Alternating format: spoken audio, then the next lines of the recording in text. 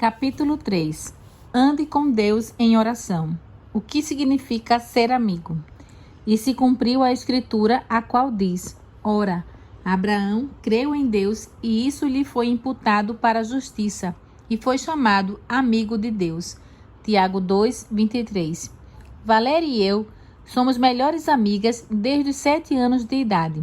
Além de ter crescido nos divertindo juntas, depois de adultas, nós moramos juntas, viajamos juntas, fizemos missões juntas, clamamos abrindo o coração juntas e muito mais.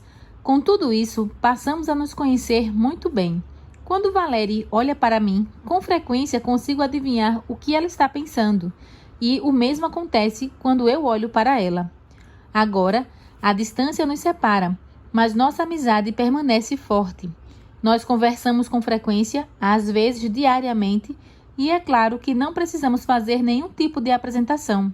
Reconhecemos instantaneamente a voz uma da outra e, desde o começo, falamos aquilo que está no coração, continuando de onde paramos na última conversa. Quando enfrentamos dificuldades, dividimos a dor uma da outra e, quando nos alegramos, compartilhamos a alegria.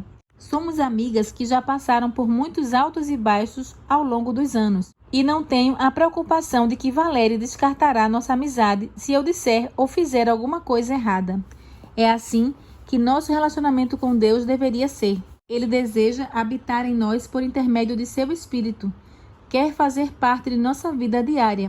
Se o conhecermos de verdade, não será necessário fazer nenhuma apresentação quando oramos. Ele reconhece nossa voz instantaneamente e nós reconhecemos a dele. E começamos a abrir o coração a ele logo de início, retomando de onde paramos da última vez. Se estamos chateados, dividimos isso com Deus. Se discordamos dele em algum ponto, conversamos sobre isso. Se estamos tristes, podemos chorar em seu ombro. Não há nenhum risco de Deus ir embora e nos abandonar. Assim como melhores amigos, podemos ser tão próximos de Deus que entendemos o que ele quer dizer ao longo do dia apenas com o olhar. O Salmo 32:8 diz: Eu o instruirei e o ensinarei no caminho que você deve seguir. Eu o aconselharei e cuidarei de você. Quando estivermos em uma loja, quem sabe poderemos comprar algo que não deveríamos adquirir. Não estaremos de joelhos em oração no momento, mas, como passamos tempo diário em sua palavra, veremos imediatamente seu olhar de desaprovação. Não compre isso. Você não está precisando. Ou, ao ver alguém enfrentando necessidades, seus olhos nos dirão: sim, ela precisa de uma palavra de ânimo. Vá conversar com ela. Deus não é um gênio no céu a quem entregamos uma lista de compras celestiais ou para quem ligamos só em momentos de emergência. Ele deve ser nosso amigo, que anda ao nosso lado e conversa conosco dia após dia. E não importa onde estejamos ou o que estivermos fazendo, nosso coração deve se voltar para ele a todo instante. No livro Caminho a Cristo, lemos: a oração é o abrir do coração a Deus como a um amigo. Não que isso seja necessário para que Deus saiba quem somos, mas para nos habilitar a recebê-lo. A oração não faz Deus descer até nós, mas nos eleva a ele. Não só podemos nos comunicar com Deus, como fazemos como um amigo, mas também, quanto mais conversamos com ele, mais ele começa a partilhar o próprio coração conosco. Se tivermos o Senhor sempre diante de nós e deixarmos o coração transbordar em ações de graças e louvores a ele, teremos frescor contínuo em nossa vida religiosa. Nossas orações terão a forma de uma conversa com Deus, como se falássemos com um amigo. Ele nos falará pessoalmente de seus mistérios. Frequentemente há de vir-nos-á um senso agradável e alegre da presença de Jesus.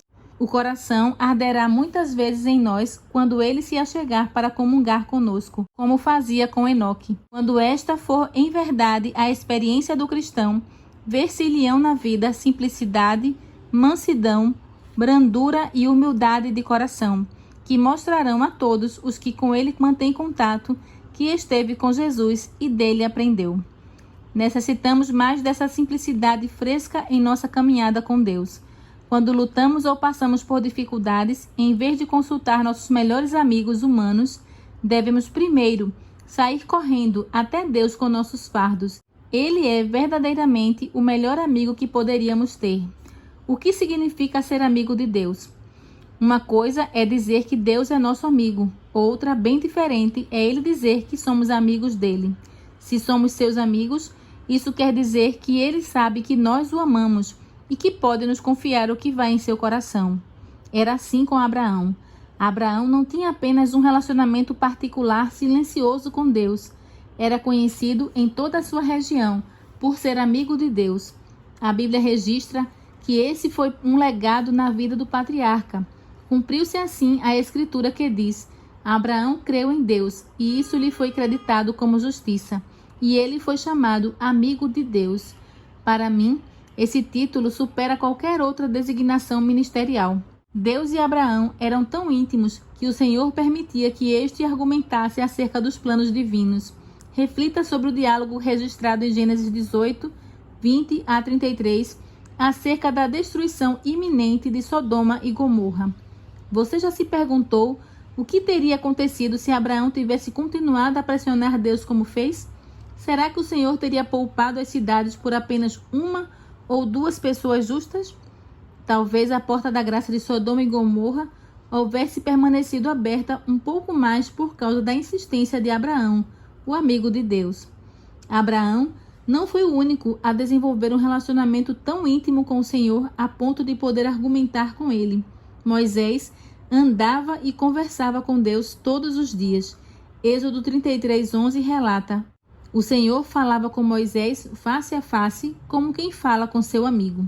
Certo dia, enquanto estavam conversando, Deus ficou muito irado porque lá no vale os filhos de Israel haviam feito para si um bezerro de ouro e o estavam adorando. Depois de tudo que o Senhor fizera por eles, após todas as vezes que os livrara, depois de abrir as águas diante deles e alimentá-los milagrosamente com maná, eles ainda duvidavam de que Deus seria capaz de conduzi-los à terra prometida. Ainda se voltaram para outro Deus. Ao construir o bezerro de ouro, os israelitas anularam sua aliança com Deus. Por causa do pecado, perderam o direito ao favor divino. O Senhor disse a Moisés: agora, pois, deixa-me para que se acenda contra eles o meu furor, e eu os consuma, e de ti farei uma grande nação. Êxodo 32:10. Moisés discordou e começou a suplicar com Deus: Deus, isso não parece o Senhor falando. O Senhor vai exterminar seu povo depois de tudo que fez para trazê-lo até aqui? Os seus inimigos dirão: ah, esse Deus tirou o povo do Egito, mas em vez de abençoá-lo poderosamente, o destruiu. Deus, isso fará os seus inimigos não compreenderem quem o Senhor é. Esse não pode ser o melhor plano. Por favor, não faça isso. O mais surpreendente é que Moisés concluiu sua objeção ao plano do Todo-Poderoso, pedindo a ele que se arrependesse. Torna-te do furor da tua ira e arrepende-te deste mal contra o teu povo. Verso 12. E como Deus reagiu a esse pedido audacioso de um amigo? Então se arrependeu o Senhor do mal que dissera havia de fazer ao povo. Verso 14.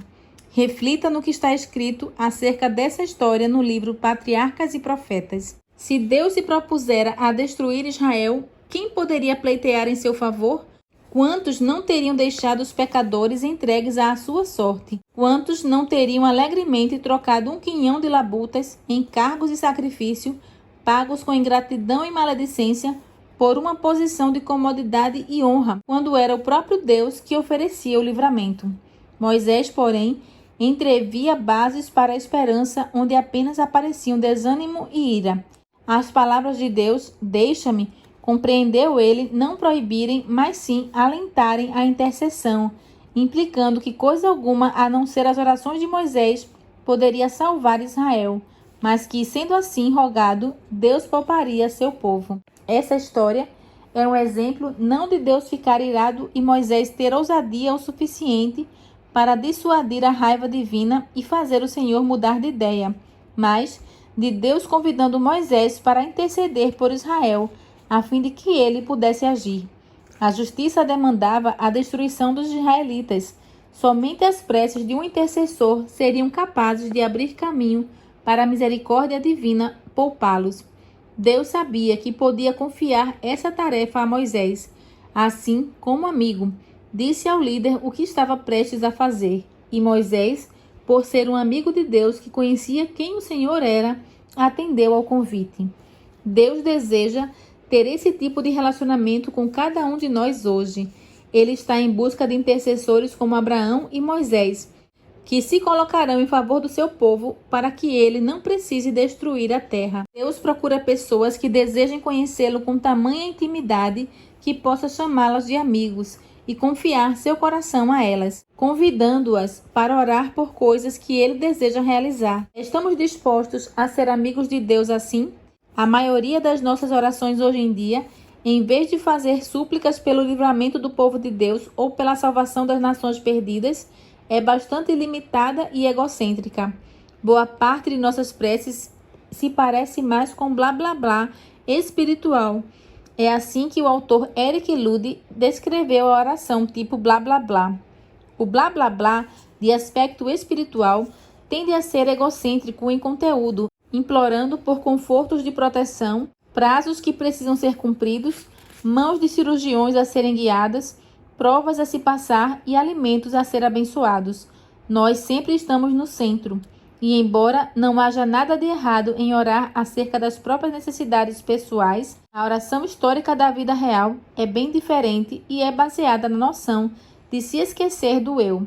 A oração legítima, inspirada pelo céu, do tipo que move montanhas e acalma tempestades, não é algo que a igreja moderna esteja acostumada a fazer. É claro que Deus se importa com os detalhes de nossa vida. O Senhor deseja que conversemos com Ele sobre essas coisas, assim como falamos com o melhor amigo, mas não quer que paremos por aí. Milhares, fora de nossas portas, ainda não tiveram o privilégio de conhecer a Cristo como nós. Milhões ao redor do mundo estão famintos pelo dom da salvação. Enquanto debatemos doutrinas e fazemos reuniões de comissão para discutir como ajudar nossas igrejas a crescer, cristãos em países como Irã e Coreia do Norte sofrem martírio por sua fé. Sabemos disso? Oramos por essas coisas? Será que nos importamos? Quando mantemos o foco da oração em nós mesmos, fica claro que não entendemos de verdade o coração de Deus. Não vemos suas lágrimas de tristeza pelos sofredores e perdidos. Quando compreendemos seu amor por aqueles que estão em trevas, nós passamos a ser parceiros dele no serviço. Choramos quando ele chora e oramos pelas preocupações dele, não só pelas nossas. Nós nos tornamos amigos dele de verdade. E é então que começamos a tocar o início da fronteira infinita de possibilidades na vida de fé.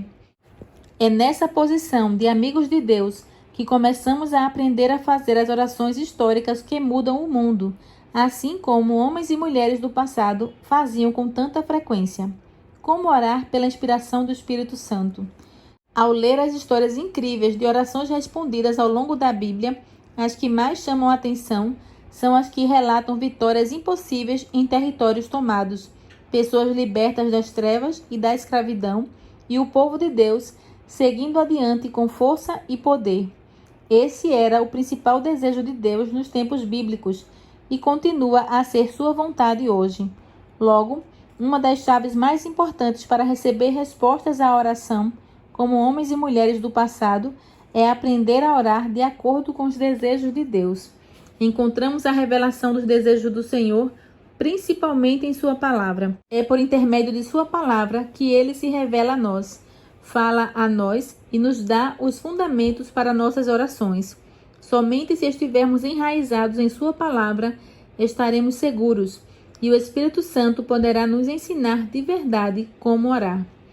Ele vai se aproximar de nós, e sua glória irá à nossa frente. Ele guiará nossas petições, ensinando-nos a pedir exatamente aquilo que já se comprometeu a derramar sobre nós. Com muita frequência, oramos em tom egoísta por coisas que não estão de acordo com a vontade de Deus. Em vez de pedir aquilo que o Espírito Santo gostaria que rogássemos, oramos segundo a nossa carne. Tiago 4,3 diz: Pedis e não recebeis, porque pedis mal, para esbanjardes em vossos prazeres. Graças a Deus, também o Espírito, semelhantemente, nos assiste em nossa fraqueza, porque não sabemos orar como convém, mas o mesmo Espírito intercede por nós sobremaneira, com gemidos inexprimíveis. E aquele que sonda os corações sabe qual é a mente do Espírito, porque segundo a vontade de Deus é que ele intercede pelos santos. Romanos 8, 26 e 27. Quando orarmos com o coração sincero, mesmo se nosso pedido estiver errado, Deus transformará nossas orações egoístas para o nosso bem e para a sua glória. E, a longo prazo, essa será, na verdade, nossa vontade. Mais do que apenas transformar nossas orações entre a terra e o céu, Ele deseja nos transformar e nos ensinar a orar. Queremos que os desejos dele se transformem nos nossos e nossos desejos se tornem os dele. E isso é possível.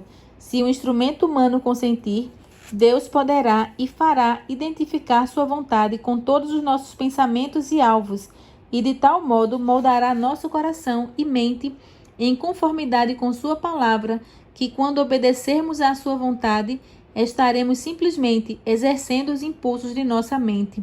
Todos os que assim forem não possuirão uma disposição profana, egoísta, pronta a executar sua própria vontade, mas terão um determinado, fervoroso e fiel zelo pela glória de Deus.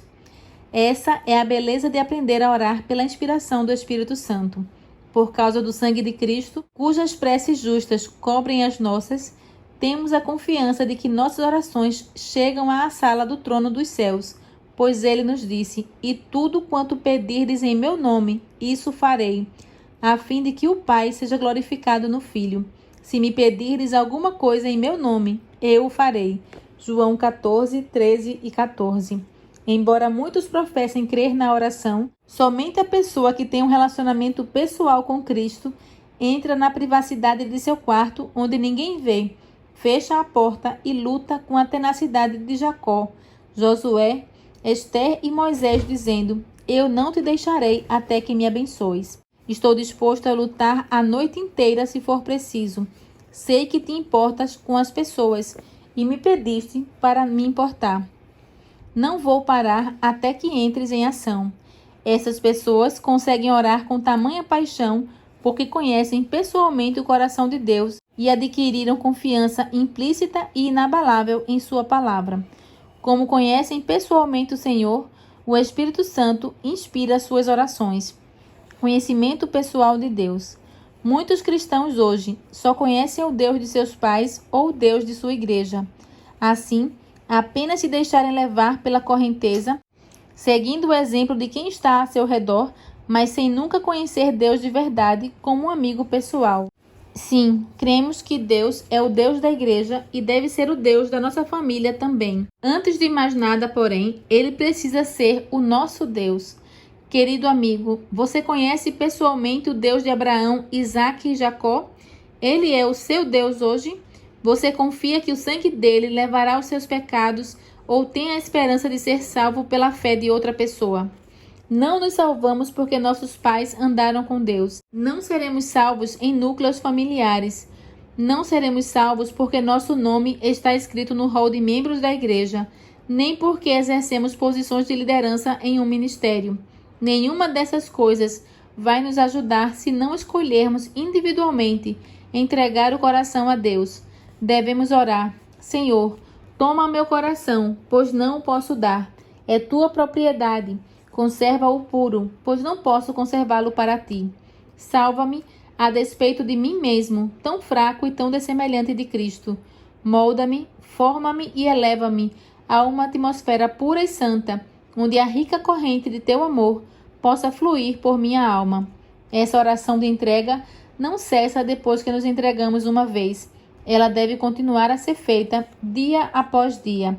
Não é só no princípio da vida cristã que esta entrega do próprio eu deve ser feita. Deve ser renovada a cada passo dado em direção do céu. Todas as nossas boas obras dependem de um poder que não está em nós. Portanto, deve haver um contínuo almejar do coração após Deus, uma contínua, fervorosa, constrita confissão de pecado e humilhação da alma perante Ele. Só podemos caminhar com segurança por uma constante negação do próprio eu e confiança em Cristo. Deixemos de lado nossa agenda tão concentrada em nós mesmos e busquemos ao Senhor em primeiro lugar hoje, para que a vontade dele se cumpra e seu nome seja glorificado em nossa vida. ousemos andar, viver e orar de maneira diferente, porque Ele verdadeiramente é nosso Salvador e amigo pessoal.